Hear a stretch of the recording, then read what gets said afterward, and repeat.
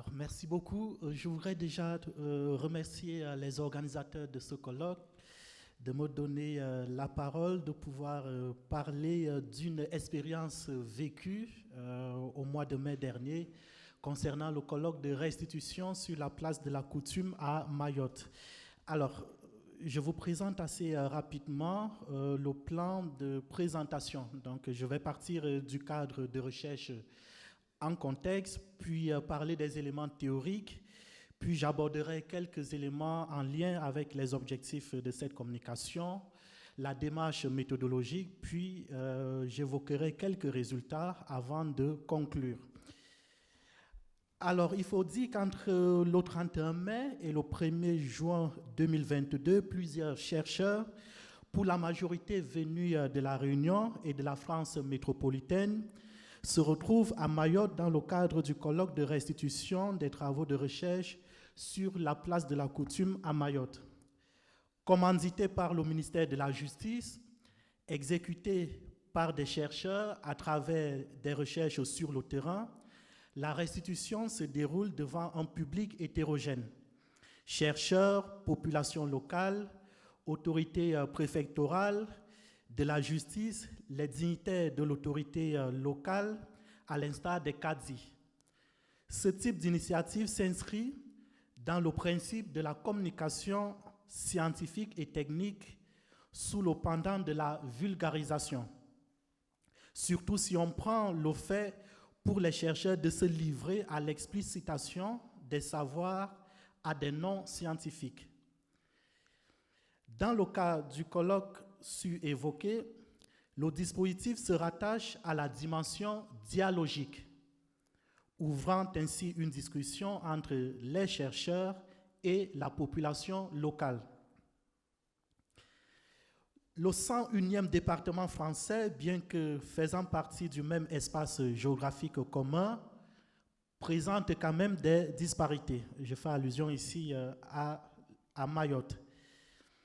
Celles-ci, ces disparités en termes de représentation sociale, peuvent être problématiques, voire rédhibitoires sur le rapport à l'autre.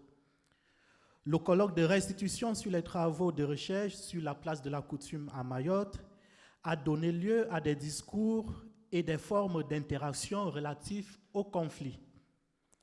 Au-delà de cette dimension conflictuelle, c'est la légitimité de chercheurs venus pour la plupart de la métropole et de la Réunion qui a été remise en question par les participants locaux.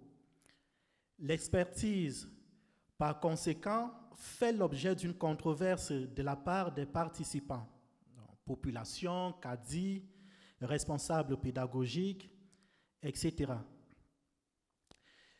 Cette communication se propose donc de mettre en évidence les logiques de la contestation de l'autorité scientifique, de la mise en cause de la qualité de chercheur, de l'interprétation de la place des savoirs dans un contexte où une communauté a le sentiment d'en être dépossédée.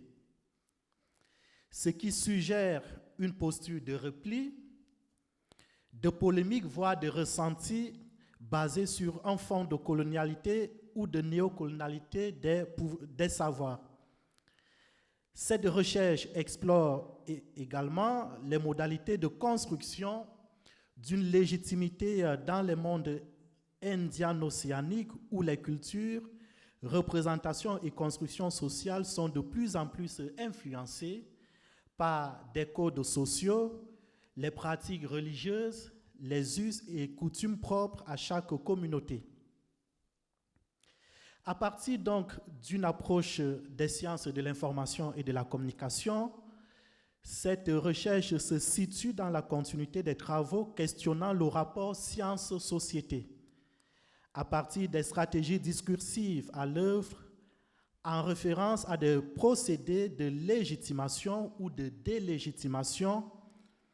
Ces procédés sont mis à l'épreuve des enjeux qui se dessinent dans une situation de prise de parole publique dans le cadre d'une opération de communication scientifique et technique en présence de la population.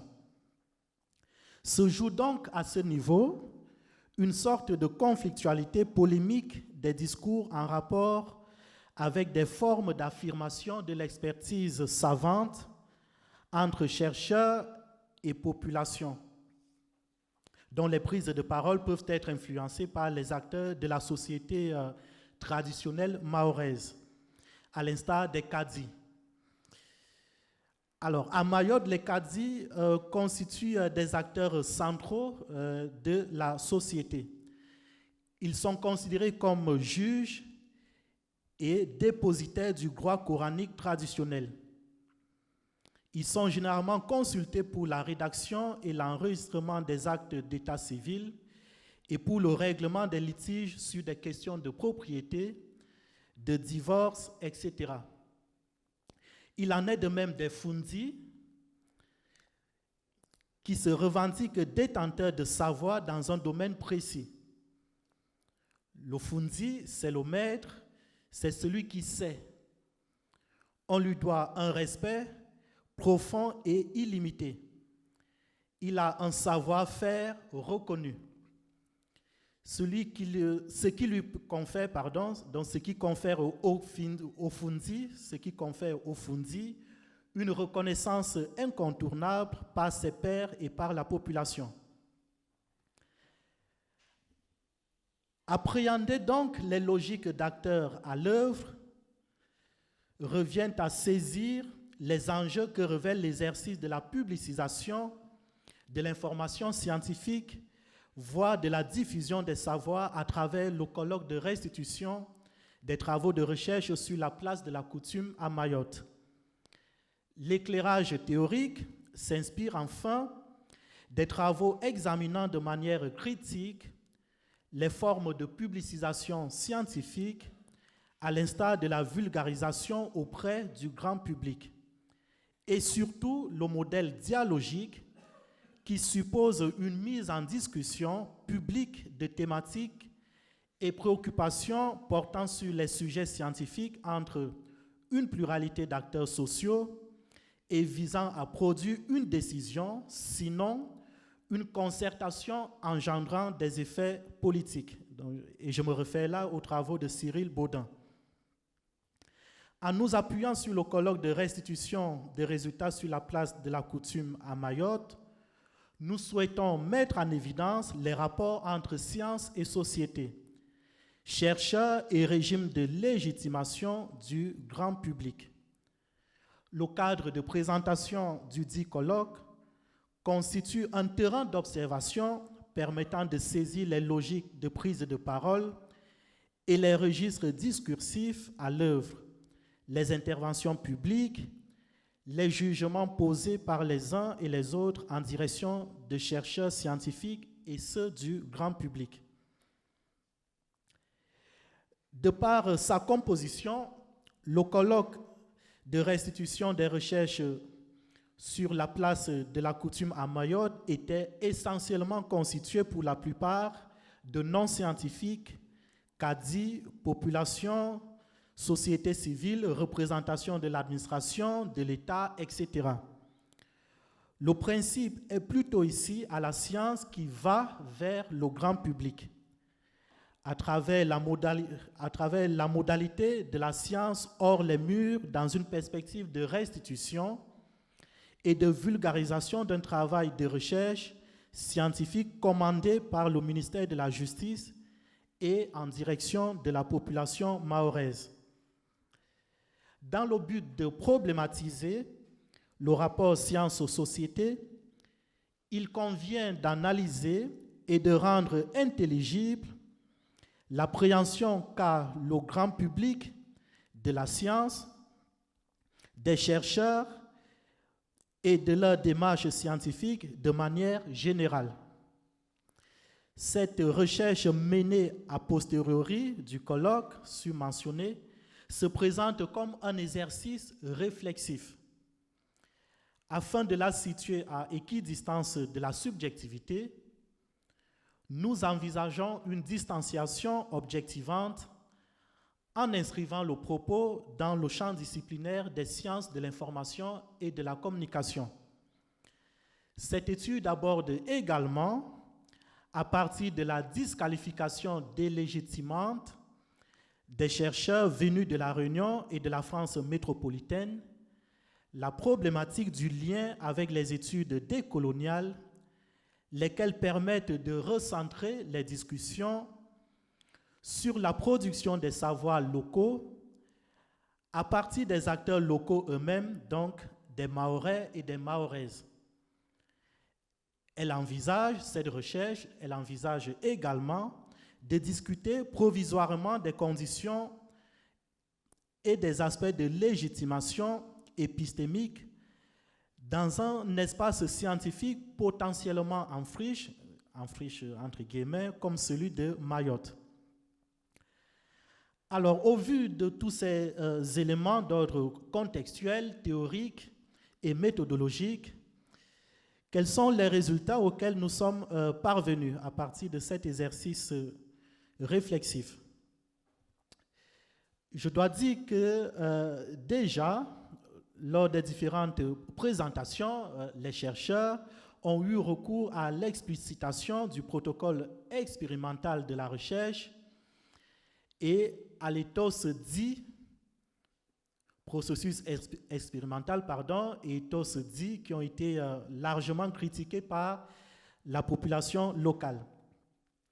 Selon Dominique Mengono, l'éthos dit renvoie concrètement à ce que le locuteur dit sur lui-même afin de rendre crédible son énonciation. Dans la rhétorique déjà, Aristote définit l'éthos comme relevant de la situation où on persuade le caractère, où on persuade par le caractère quand le discours est de nature à rendre l'orateur digne de foi.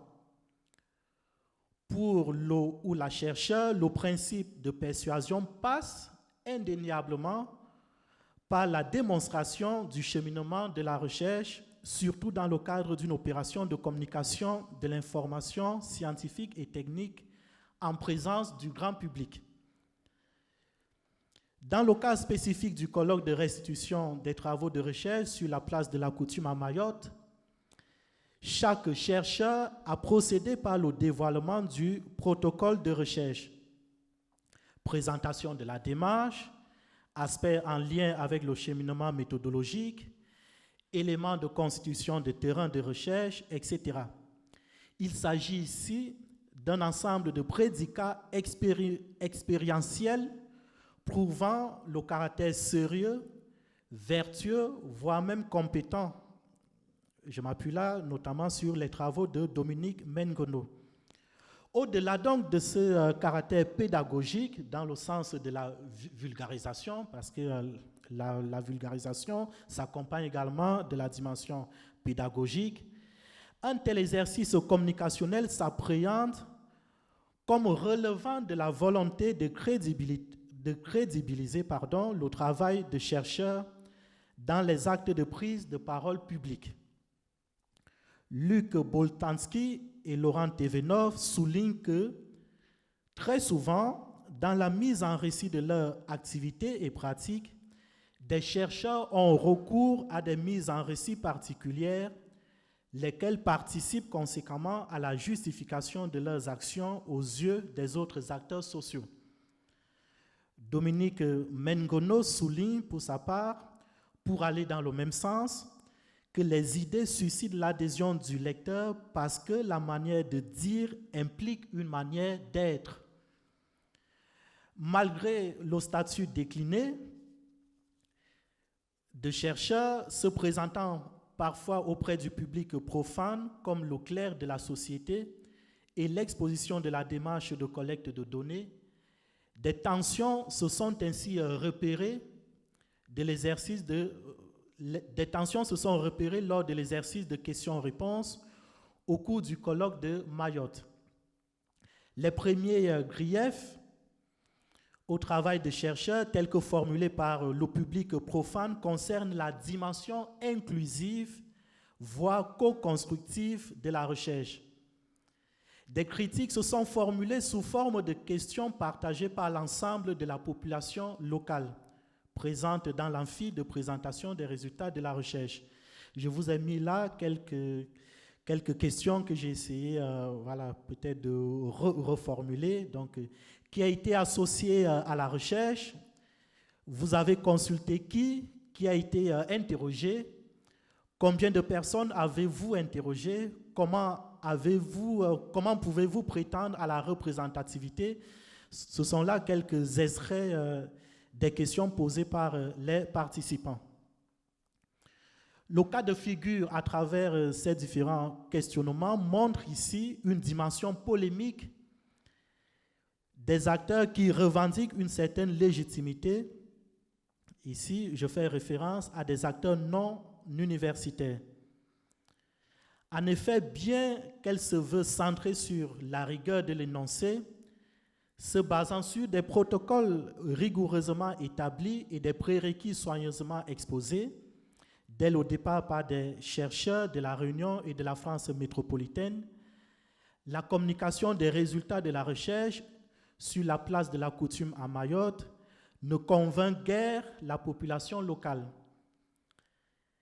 Il se pose dès lors la problématique de la validité, voire de la confirmation des résultats scientifiques auprès d'un grand public, surtout lorsque celui-ci se présente comme profane. Je mets profane entre guillemets. Comme le souligne Bertrand Cabodoche, la diffusion de l'information scientifique et technique dans le corps social rencontre le nouveau paradigme de la médiation scientifique et technique. L'exercice se révèle d'autant plus complexe lorsqu'il se retrouve à l'épreuve des enjeux identitaires. Afin de cerner d'autres enjeux de la communication scientifique des résultats de travaux sur la place de la coutume à Mayotte, les notions d'identité et d'altérité sont prises en considération sous le prisme du rapport à l'autre, de la situation sociale et interculturelle des protagonistes, en référence aux travaux de Bernard Idelson.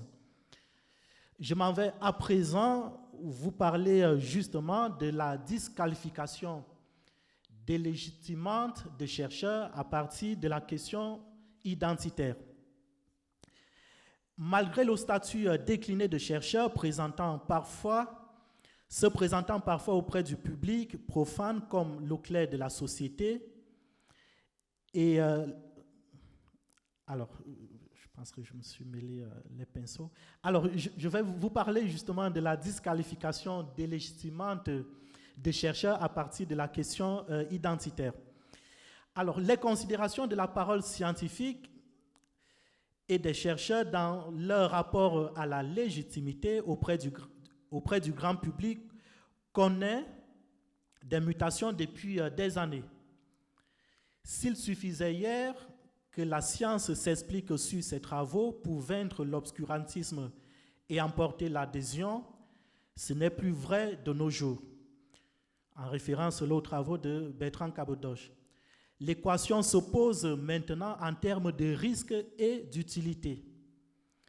Patrick Charodeau, pour sa part, rappelle toutefois que toute parole produite dans l'espace public doit être reconnue comme légitime et c'est le cadre social dans lequel elle apparaît lui-même qui lui donne sa légitimité, sa raison d'être, conditions de production du contrat de communication pour qu'elle puisse être reçue et entendue. Dès les premières prises de parole des chercheurs venus de la Réunion et de la métropole française tiennent d'entrée de jeu à préciser la nécessité de la prudence des résultats de la recherche.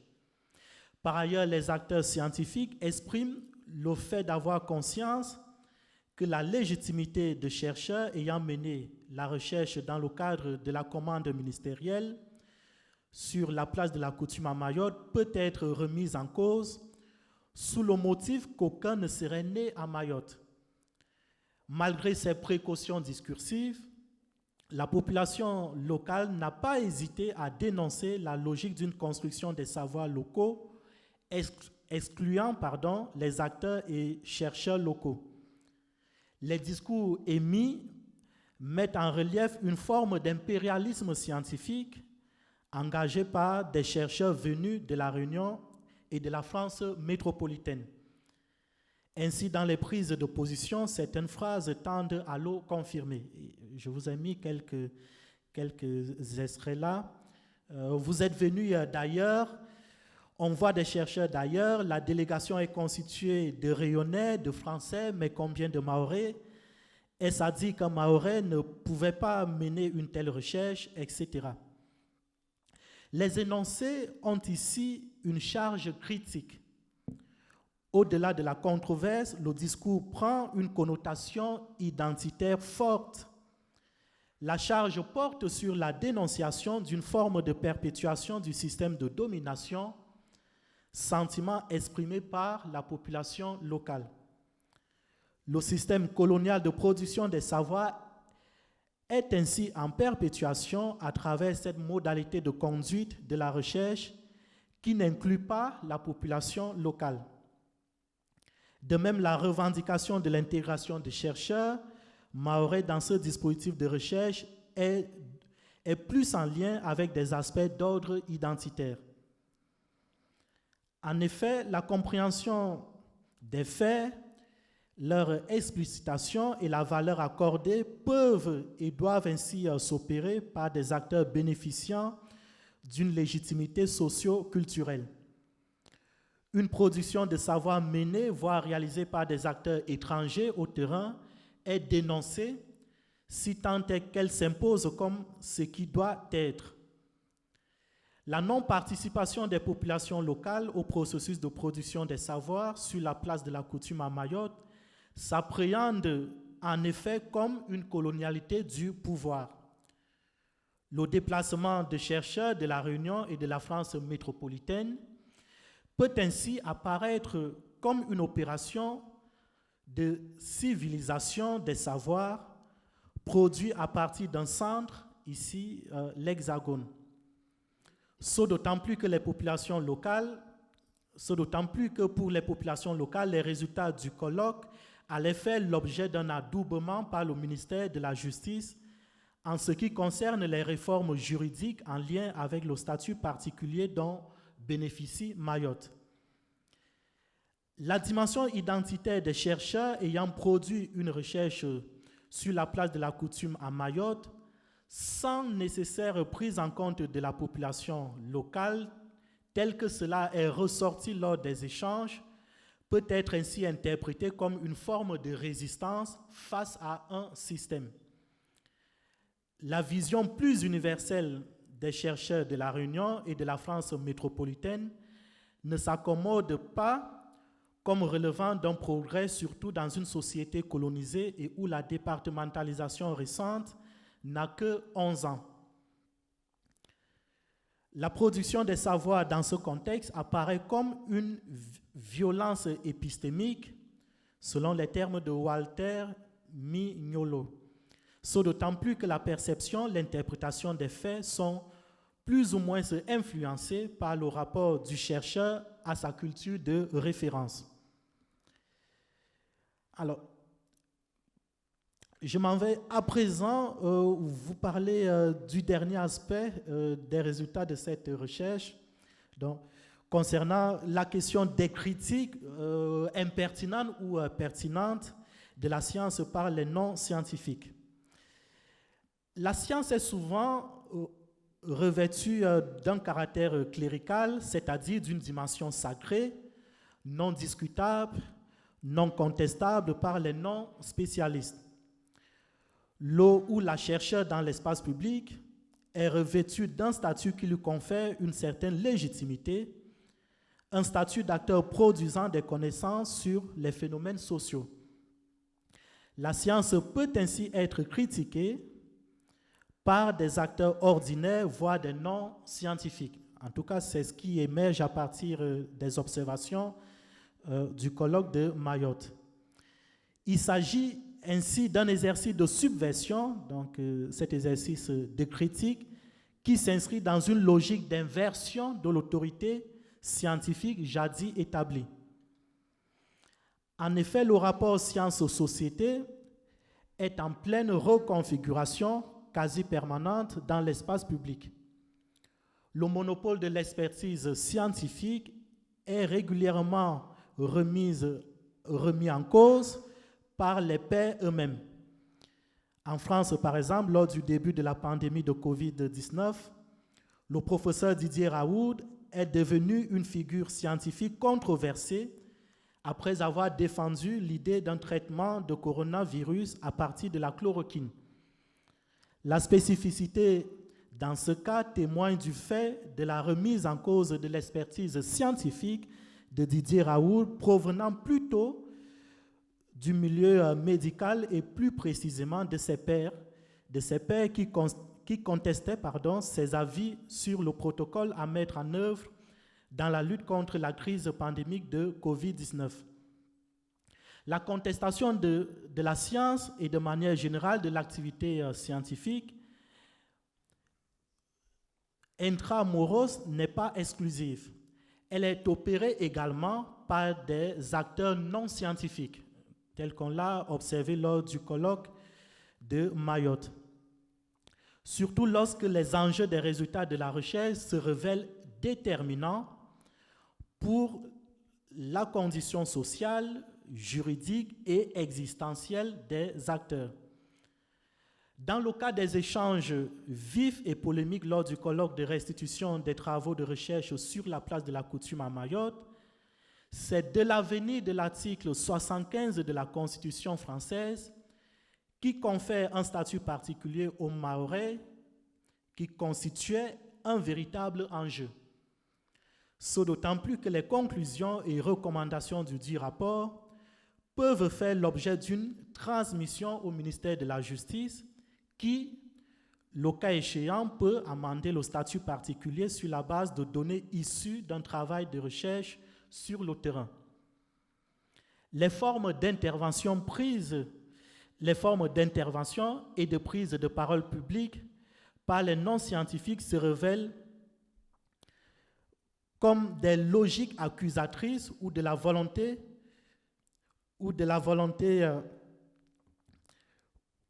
alors, les formes d'intervention et de prise de parole publique par les non-scientifiques se révèlent comme des logiques accusatrices ou relevant de la volonté d'apporter une caution morale au travail de scientifiques ou bien de chercheurs venus d'ailleurs. Bon, je vais arriver au niveau de la conclusion.